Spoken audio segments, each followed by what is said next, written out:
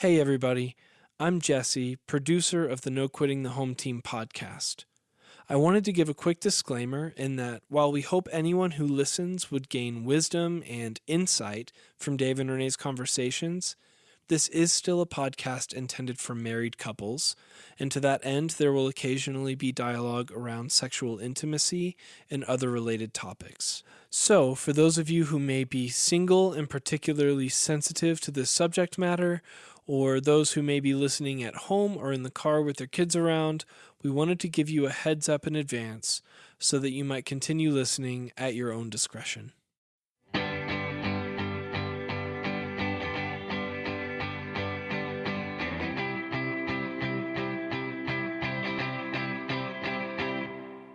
Hello, everyone. Welcome to episode 2, season 2 of No Quitting the Home Team. I'm Renee. I'm Dave. I'm Jesse. And we're glad you're joining us today. Renee, we always like to start the show with a simple question. How are you doing? How's marriage? How are you doing right now as you sit in this blue couch?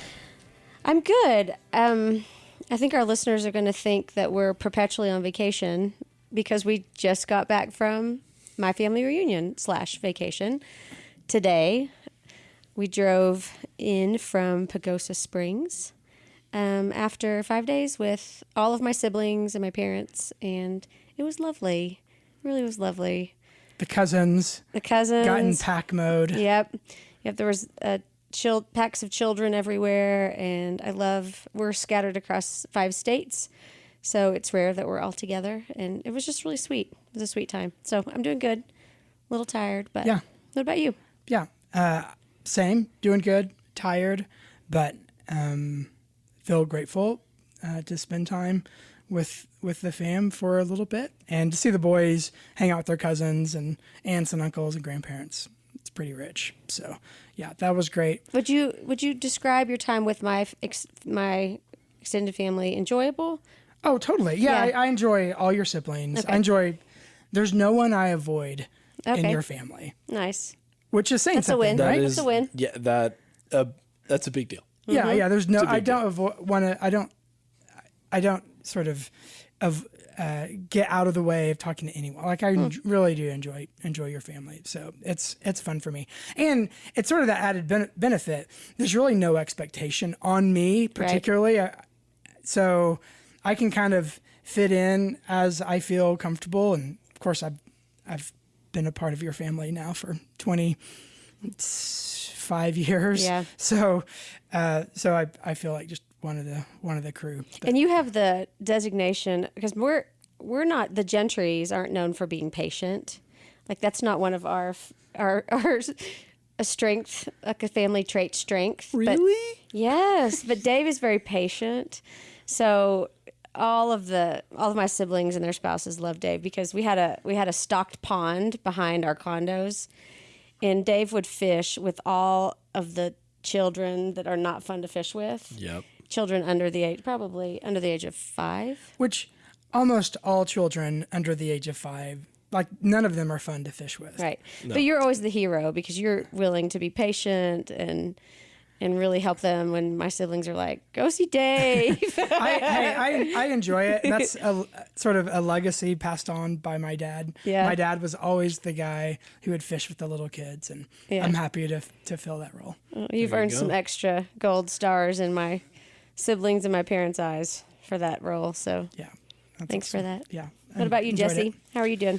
Yeah, we're doing well. We had to our kind of whole summer plan got derailed when most of my house got COVID in June, and so one of the big things was Joshua, my youngest. His second birthday party had to get postponed, which was very sad at the time, but we had that yesterday, and it was an absolute riot. And thankfully, he doesn't know when his actual birthday is. Exactly. They have no memories, and at that age, so it was great. All he knows is yesterday he spent 6 hours in a bounce house while the rest of us adults basically hung out and celebrated the fact that he made it to 2, despite ours and his best efforts. So Fun. he's That's a wild great. boy. So it was a blast. Yeah.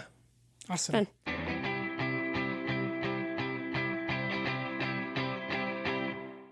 Well, Renee, what are we talking about today?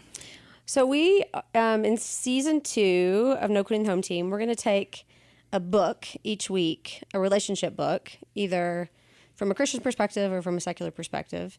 We're going to read it, and then we're going to kind of draw out some nuggets that we thought were fantastic or something we thought wasn't so fantastic. So we decided to start.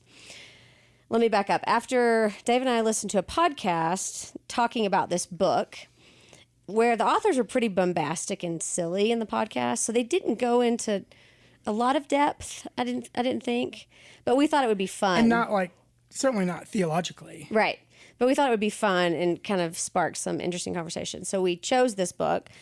It's called "The Great Sex Rescue: The Lies You've Been Taught and How to Recover What God Intended," and it's by 3 women.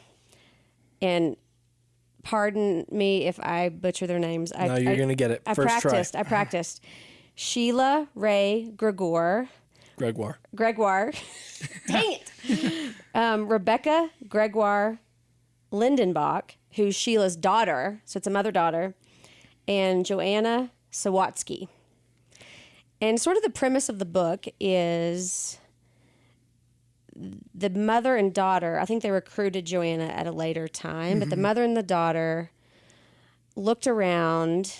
Oh, they had a blog, and they had a podcast, and they kept getting sex questions, particularly related to people who grew up in a church setting or religious setting or an evangelical setting, whatever you want to call it. And so they sort of started digging into, and they were struck by one statistic, and it was the statistic of reported satisfaction in a marriage relationship, and it was disproportionately skewed toward men. Yes. And so I think I may not get this. You guys you'll have to read the book. And I forgot to mention, we're going to break it into 2 parts because there was just so much in there. So if you want to grab it and follow along with us next week, that would be awesome. It was like in the 90th percentile of Christian married men who reported satisfaction in their marriage relationship. And it was in the 40 percentile of women who, in the same context, reported satisfaction in their relationship. So they decided to do an enormous survey and get to the bottom of it. So they, these 3 women questioned women only. And that will probably be one of my critiques, but a very extensive survey on sex and upbringing and attitudes and what they were taught. And this book is the culmination of that survey and sort of their assessment of it. Would you add anything to the description of that? That's a great description. They did mention, and ever so briefly, I think it was just one sentence, that married Christian women have a better sex life than those who aren't Christian. Right. So, but it still disproportionately lags behind the satisfaction of married Christian men. Right. So they weren't just ready to spike the football and say, "Yay, married Christian women have great sex lives," in comparison to sort of the broader worldly sort of experience. But in comparison to what men have, there's such a gap there that they thought this isn't right. And why is that? So they actually explore what churches and popular Christian authors who write books about marriage and sex, their recommendations and their blueprints and their suggestions, and they come to find that some of it was not just inaccurate, but really harmful. And so they sort of take the aspects that they feel like Christendom or the church or religious communities have generally accepted these ideas, and these actually are not producing flourishing, specifically for women in marriage. Yes. And are, opposite of flourishing. Yes. It has diminished Yep. Their capacity to enjoy how God has created them as sexual people. Yep. So I I thought they did a really good job overall, sort of in their assessment of all of these books. So, some of these are books that we've read and have known of. Others are totally new to me. And I think they're really paying attention to the culture of evangelicalism and what is it overall produced. And they're just wanting to sort of highlight a couple of examples of like the producers of that culture through these popular books. Yeah. And I think I wasn't expecting it to spark such heated conversation between us. Right. Because just a little bit of my background, I would probably be her target surveyed group, because she talks a lot about Gen Xers, except I grew up in a really small community, and before the internet, culture wasn't transferred as ubiquitously. And so I just didn't. I had somebody ask me the other week, I think we were talking about purity culture or whatever, and they're like, did you buy into the whole I kiss dating goodbye thing? And I was like, no, I really liked kissing in high school, but I didn't feel any cultural pressure. So I didn't go in thinking I'm going to read myself in any of these, and was surprised, I think, how much it resonated with me. Even feeling like I kind of grew up outside of that movement, not really in the thick of it. Yeah. So what would you say are the key insights so far that have really resonated with you or have caused you to kind of meditate and go, Gosh, I have a list of like 30 bullet points. I don't think we'll quite get to all of them. What are some of the things we talked about in the car on the way here that you felt like were like, yep, I got that too? Well, one of the key points they make over and over again is that when sex is viewed primarily as an obligatory part of marriage, and your Christian duty, especially from the perspective of the woman, then the experience of intercourse, which they distinguish between intimacy, which I think was a good distinction. Basically, they say that for a lot of Christian couples, sex has been framed up with as something you ought to do, and has such an obedience component to it that, and it's performative as well, that by itself lends more towards how men have sex, i.e., it's very kind of a straightforward path to orgasm, and it diminishes and takes away a lot of the romance, they talk a ton about the importance, not just of foreplay, but of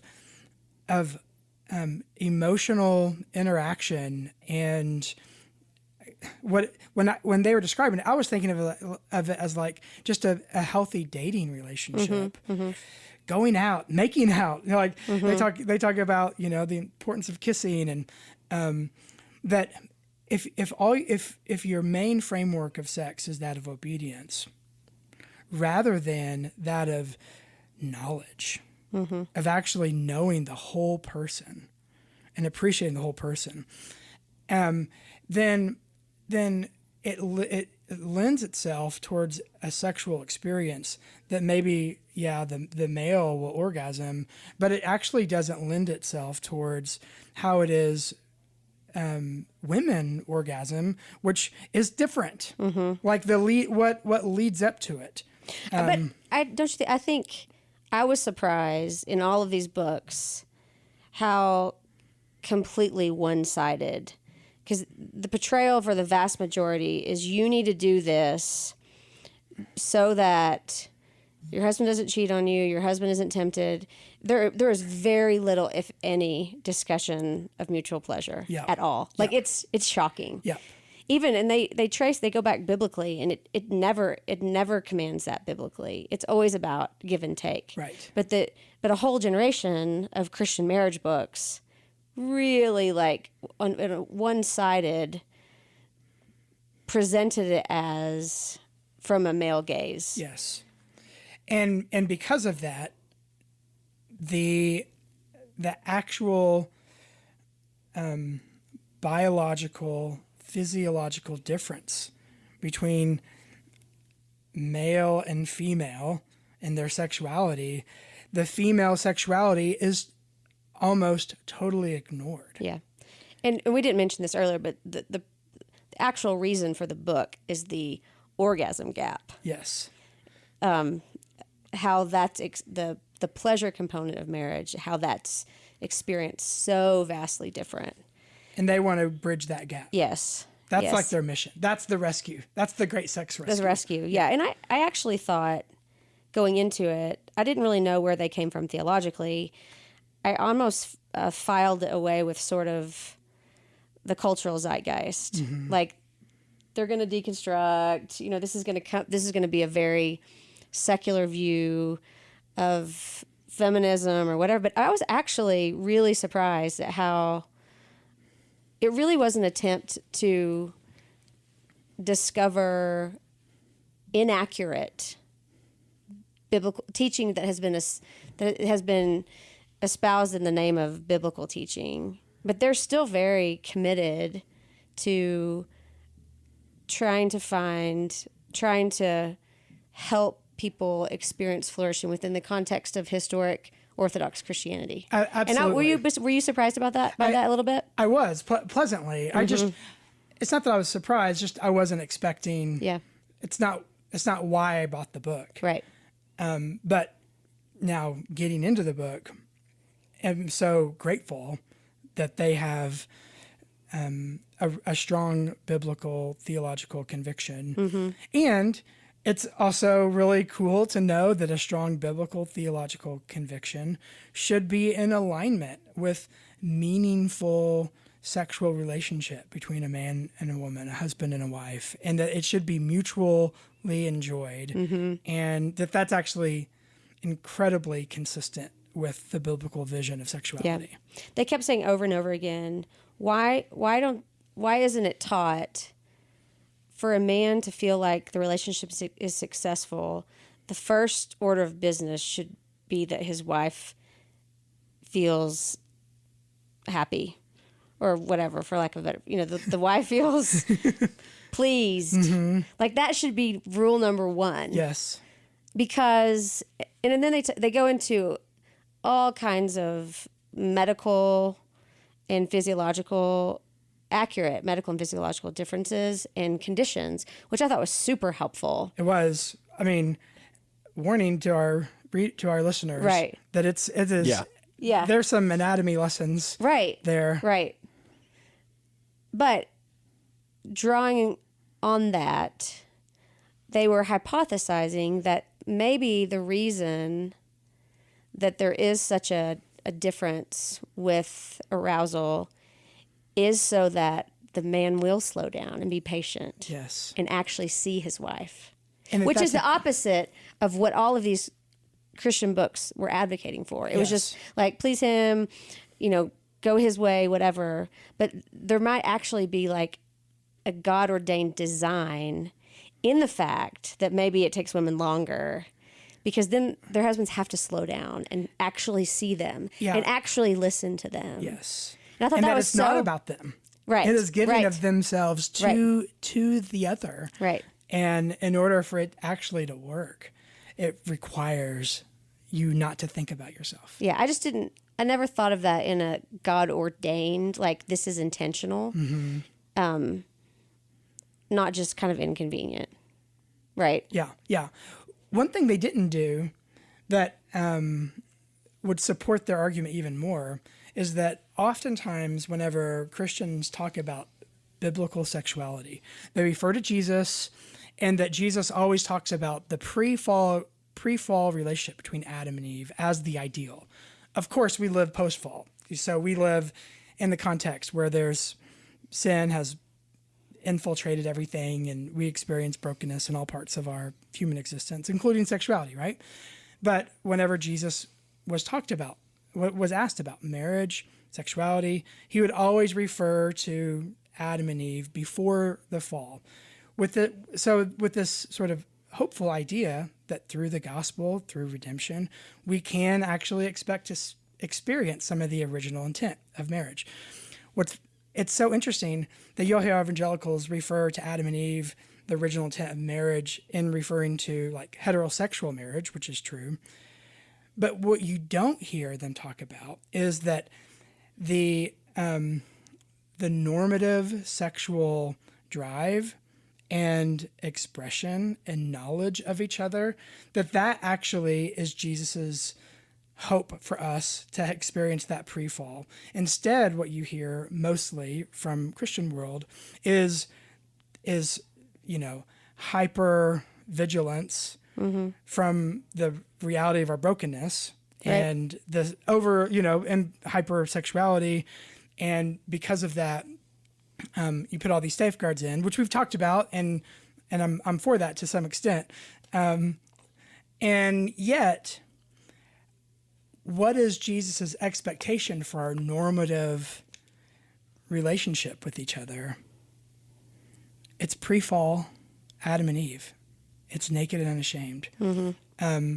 Not a hyper protectivism that something might come and destroy us. It's my own lust or whatever. Right. It's not. That's not it. That's not the expectation for the day in, day out sort of relational reality. So I think what they're talking about is there's a ton of insight there, and even some that they don't mention actually supports it even more. Yeah.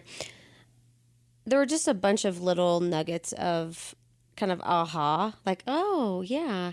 But one thing I thought was interesting, tell me what you think about this, that in marriages where the gender roles are highly prescriptive, that often, and so you're really trying, and not that this is a wrong arrangement, but to say that this has to be everyone's arrangement, where like the husband is the breadwinner and the wife stays home and tends to the family.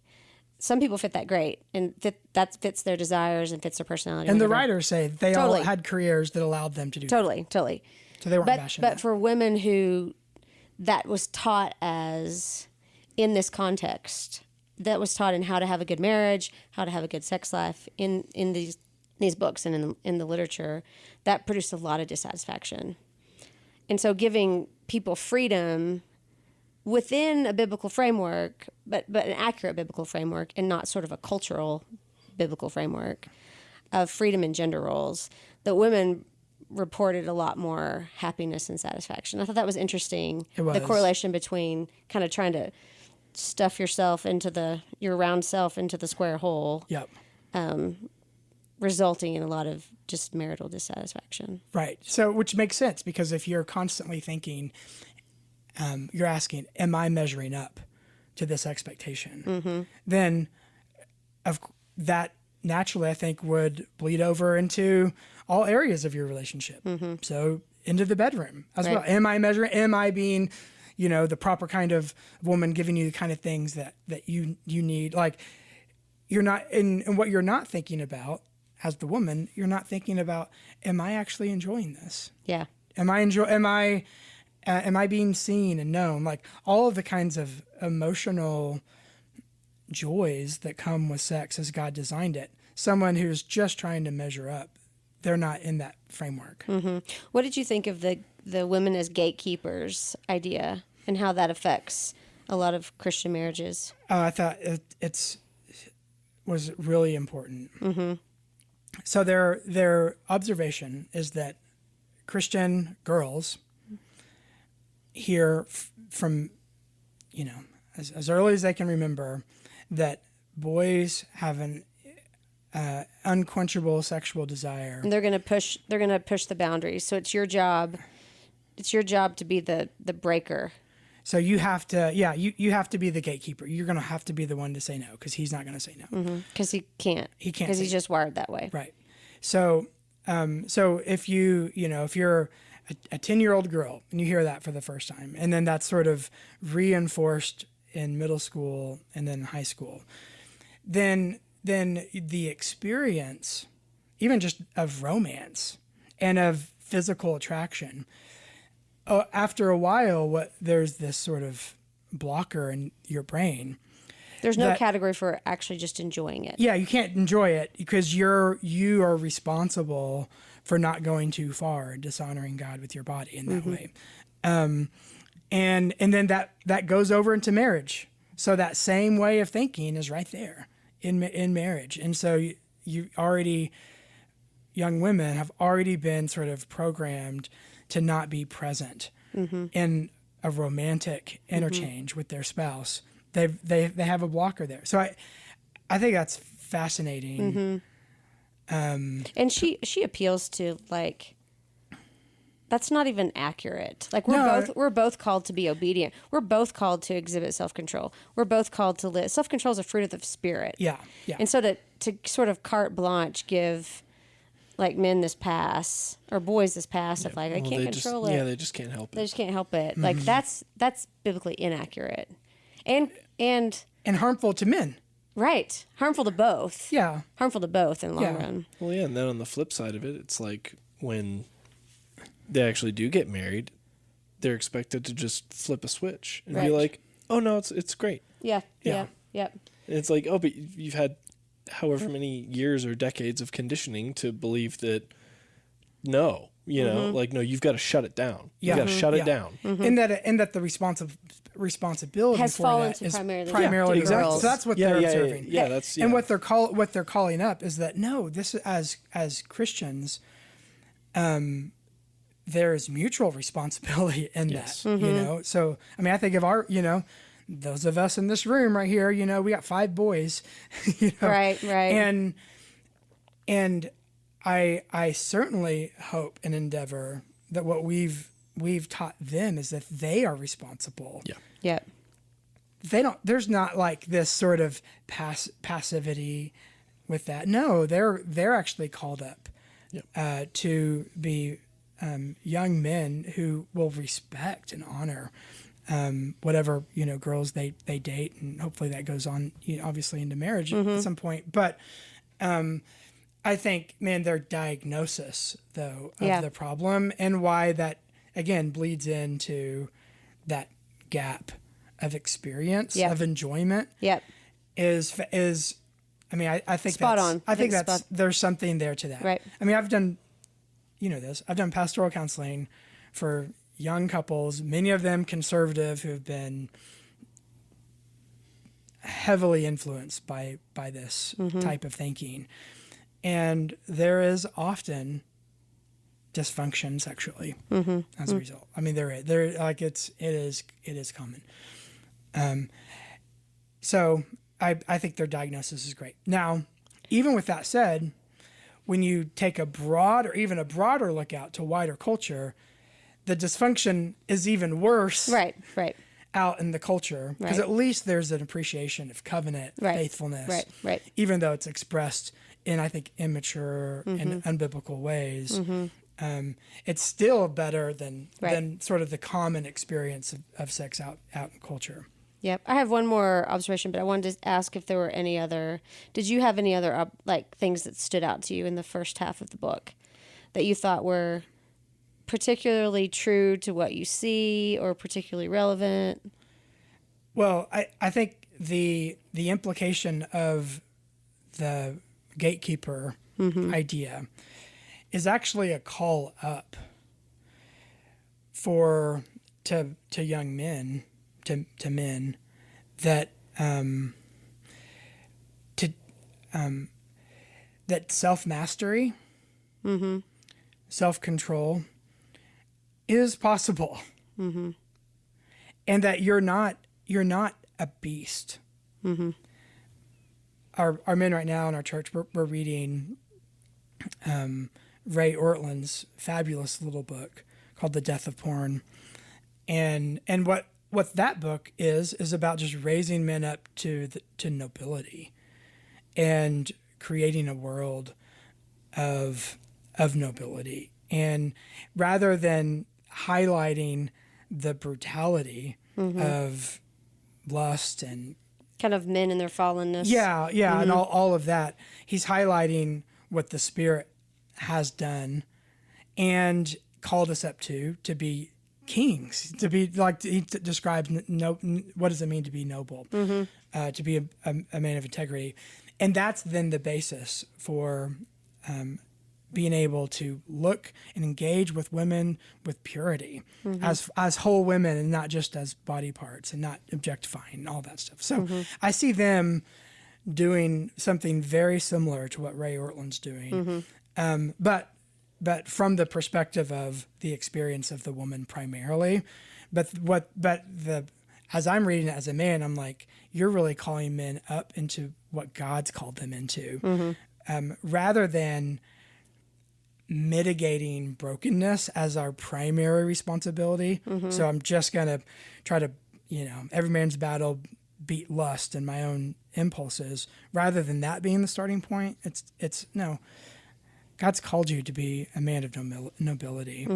And you can do it because you have the Spirit.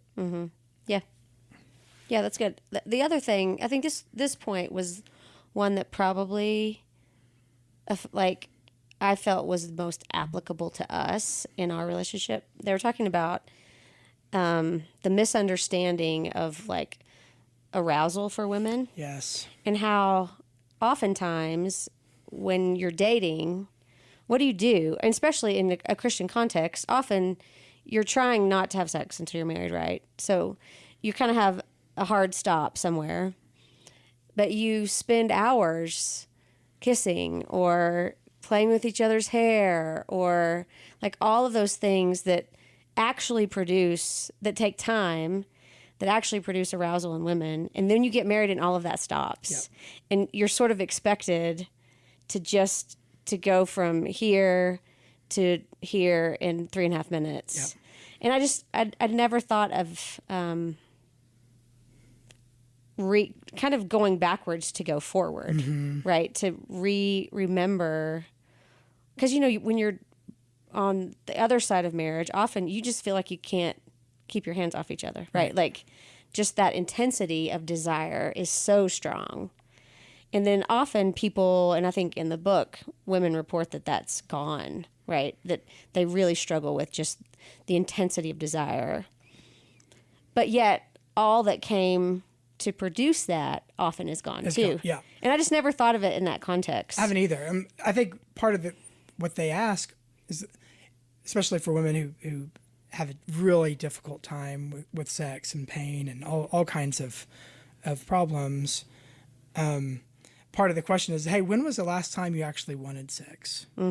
Like that your body wanted it. Your body wanted it. Yep. And they would recall, actually, before I was married, never even had sex before, back when, we would make out, and that's like the key. Okay, so that's sort of, what all led up to that. And so they actually give it a little exercise. Well, so at the end of every chapter, they give little exercises that are quite interesting.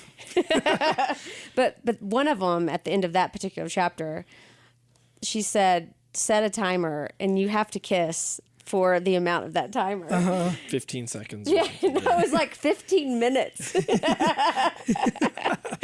Anyway, there's some saucy exercises at the end. So another reason to go get this book.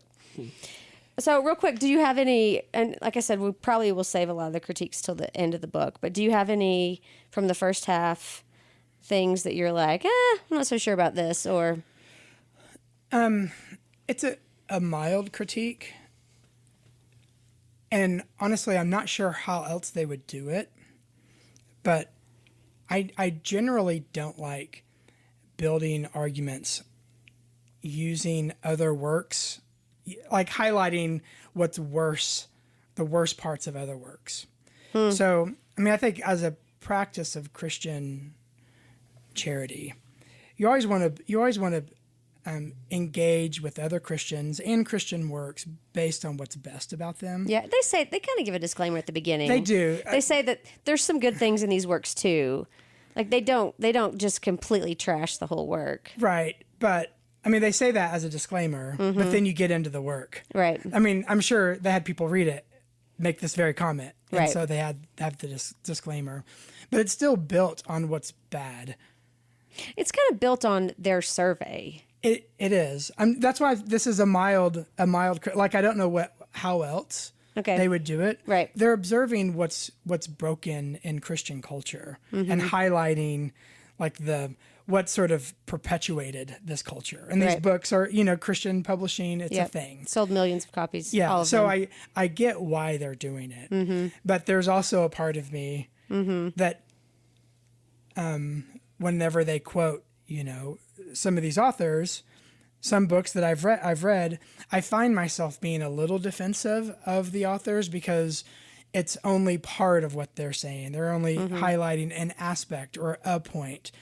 And so you don't get a full sense of what they're trying to do in their work. So I get what they're doing, and maybe that's just the researcher part of me. Like, for example, John Barclay would not appreciate the way that they're writing about other writers. You never highlight just what's bad. You highlight the whole thing, what's good, But and then his works are academic and they're thousands of pages long. Like this is a completely different type of work. But this is the problem. They're leaning into academic tools. What, statistics? Statistics. Yeah. And deeper research in order to make their point. Right. And so it's kind of like it's a part of the guild. So and part of what they're going to say is that whatever book you read, there better be proof behind that, and there better be some science behind it, which I totally agree with. Right. I kind of want them to. There's sort of a decorum that comes along with those tools that I don't. They're just really taking see. a hatchet to it.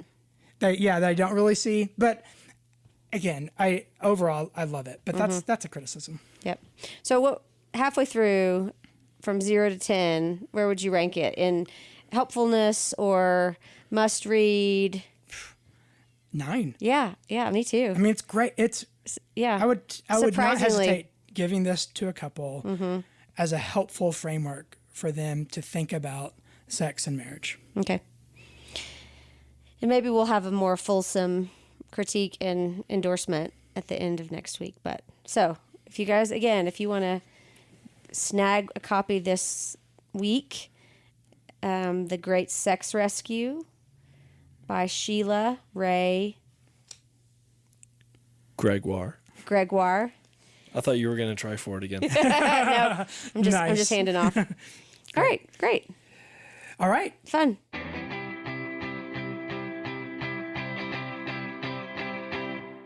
Surprise question. I feel like I'm going to get hammered because of what I did to you last week. Man. Yeah, you went for it. blindsided him I a little know, bit last I know.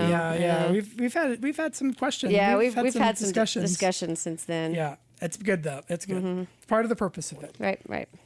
So, am I going to blindside you with a doozy, or am I going to toss you a softball? I think you're going to come somewhere in between. Renee, for the past several days, you and I have been watching track. A lot of track. It's the World Championships, guys, and it's in the United States, on the United States soil for the first time ever. Okay. First time ever. So when we started dating many years ago, you said that you were a track girl, and part of our romance was me getting in good enough shape to be able to run with you.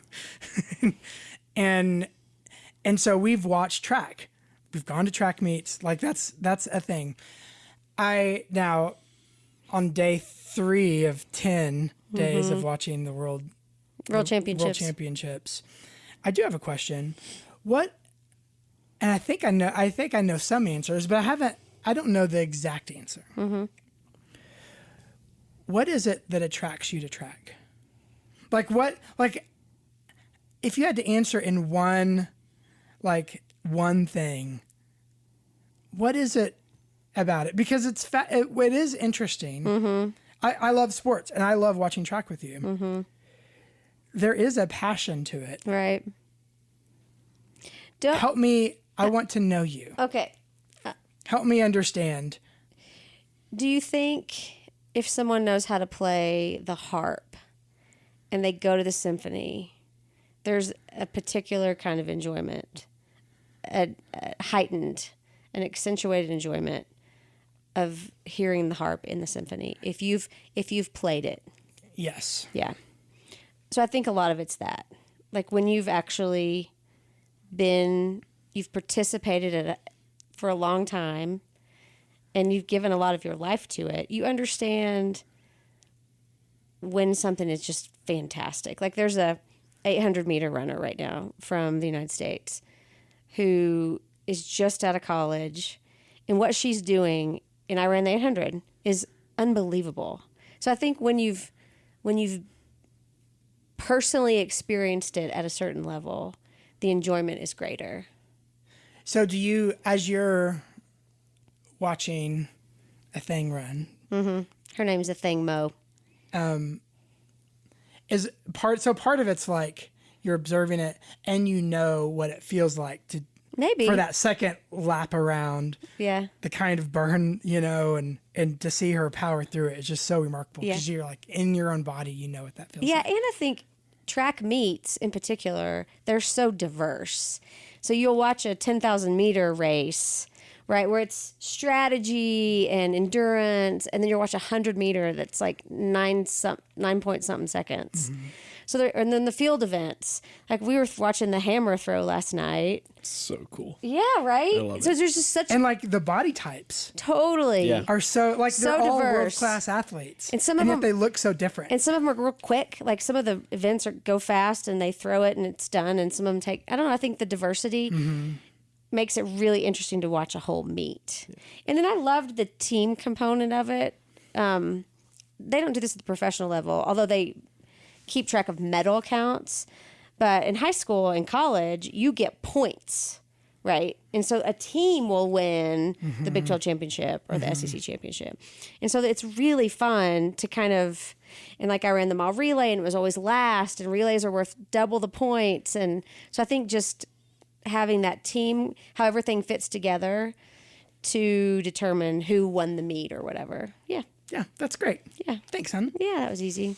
Thanks. I was gonna say, Dave, it's not dissimilar to like, it's not particularly difficult to appreciate, Trey Young pulling up from the logo and draining a shot. Like you don't have to have much basketball IQ to understand. Like, wow, that looked really impressive. Or Tom Brady just threw a touchdown. Why don't they just throw a touchdown every time? But it's like then you watch like Luka and how he'll use his body to create misdirection and get people off balance, and the way he can leverage his handle to then make people lose their balance and burn past them. Like that's a thing that if you haven't watched or played extensive amounts of basketball, you're not going to have an appreciation for what makes that move so special. Yeah. So I feel like that's a big element of it for sure. Yeah. That's great.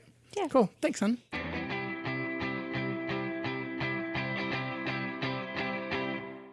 All right. Now to our new segment that we're hoping, we haven't done a very good job of incorporating this into our daily rhythm yet. It's hard to when you're just on vacation all the time. It's true. It's true. Unbelievable. But in an effort to incorporate this into our daily rhythm, how can I make your day better? Oh. There's one thing in particular about today. I have to say, last time I got off scot-free because you said I already did it. So I had no action point last time. Right. You were like, no, you've kind of already done it. So I need something actionable. Okay. So I have to finish. I have a deadline tonight to finish grading. Okay. And what would make my day better is I know that I'm going to want you to watch track with me. is that I know that as I'm grading that you're not getting increasingly upset at me. Okay. That it's like he's got to do it, and so I'm going to make this easy for him. Go for it. I'm for you. That would make my day better. Okay. I hear that and I can do that. Okay. Great. Thanks. Honey, volley. I was going to I say. was like, Yeah. where's the tennis ball? Yeah. Honey. Mm-hmm. How can I make your day better? Well, ours might be at odds. Uh-oh. Because what I had hoped for today is that you could distract me from worrying about Will. Because our son left today for a 2-day camp out with his friends, which is we've never done this before. Because he's a high schooler. Right. But he earned it. He's demonstrated trustworthiness and integrity, but I anticipate not sleeping well. You know how I get. Yeah. So I was hoping you could distract me. So it passed quickly and I didn't worry so much about it. So our desires might be at odds with one another. Well, could I get work done right next to you? Yeah. So I'm not downstairs, I'm not anywhere else. I'm with you, but I'm locked into finishing this. Can you occasionally distract me when you see that I have the stressed look? Yes. Or when I ask, should I text Will? Do you think they have service? Should I look in on Live 360? Should I do Live 360? Yes. Occasionally? Yeah, Okay. absolutely. All right. Very good. Awesome.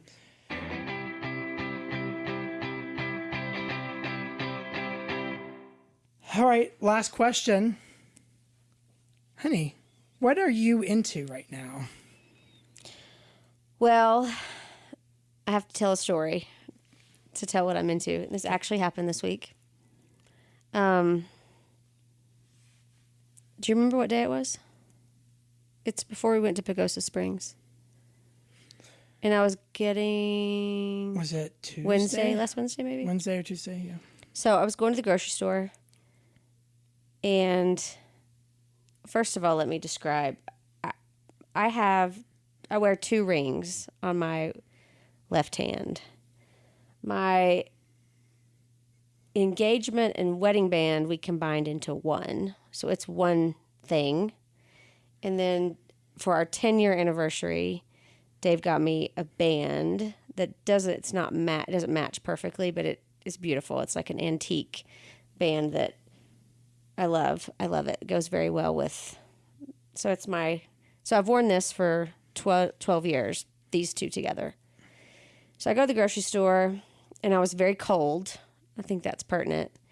And I do all the shopping. I'm shopping quickly. I get to the car and the band is gone. And I remember them feeling pretty loose, like when I was getting something out of the freezer. I remember thinking, I better make sure they stay on. So the band was gone. So I was like, okay, shoot. So I do a few things right then. I put the groceries in the car. I retrace my steps through the parking lot. I did self-checkout. So I like look all around the self-checkout. I can't find it. And so I think it probably fell off. Because, in self-checkout, you have the little turnstile and you have to load your groceries. I'm like, it probably just fell out when I was putting stuff in the bags or when I was leaning into my car. Because I was leaning in the car and I was kind of throwing the groceries in the back seat. So I was like, I'll just get home and we'll look for it. So I got home and I told Dave, I was like, something very terrible happened at the grocery store. So we looked through all the bags. We looked through the car and I'm like, it is gone. It is gone. And we cannot replace it right now. It's not in the cards. So I was super sad about it. I started to get emotional. I was like, oh, why did it fall off at the grocery store? I hate going to the grocery store anyway. So Dave said, and you had to be somewhere that night. We were going somewhere. Yeah. Because you had like 15 minutes. Mm-hmm. I think you were coming up here to teach the book study.